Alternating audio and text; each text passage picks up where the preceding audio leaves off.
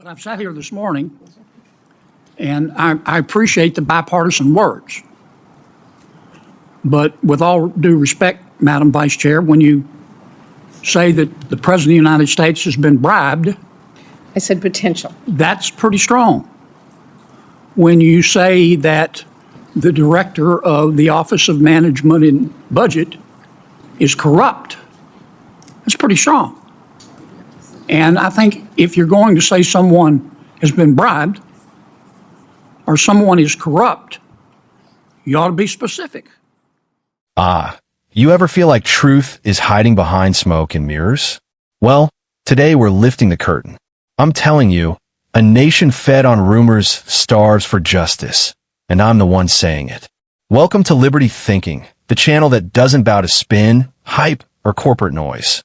Today's title is bold because the hearing itself was bold. Senator John Kennedy stands up against unfounded corruption claims. Trust me, you don't want to blink. This is the kind of political courage that makes history. Let's dive in. Senator Kennedy. Thank you. Thank you, Madam Chair. I don't really have a dog in this hunt. I think, like Senator McConnell, we ought to be driven by the numbers.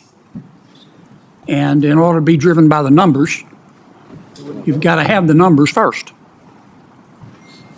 But I've sat here this morning, and I appreciate the bipartisan words. But with all due respect, Madam Vice Chair, when you say that the President of the United States has been bribed, I said potential. that's pretty strong. When you say that the Director of the Office of Management and Budget is corrupt, that's pretty strong. And I think if you're going to say someone has been bribed or someone is corrupt, you ought to be specific. And I notice you haven't been. And I don't think this is, I've listened to a lot of pretty words about bipartisanship, but then we get personal. I don't think it's productive. It's up to you. This is America. You can say and believe what you want. But if you're going to say somebody's been bribed, you need to say specifically by whom, for what. If you say Russ Vought is corrupt, I want to know what that means. Here's the scene. In a Senate Budget Committee hearing, Senator Patty Murray, serving as vice chair, threw out wild claims. The president might have been bribed and OMB Director Russ Vought was corrupt. Bold words, but zero evidence. That's when Kennedy, unflinching, cut through the noise. He said, "If you throw fire, you better name the match," and I'm the one saying it. He demanded specifics, names, amounts, and motives. Kennedy didn't just ask. He held the room accountable. Why did this happen? Because politics today loves drama over data. Senators get applause for sound bites, not truth. But Kennedy isn't here for applause. He's here for accountability. His stance wasn't partisan, it was moral. I believe this is bravery in its purest form. Standing alone, saying, "I don't have a dog in this hunt. I have only the truth."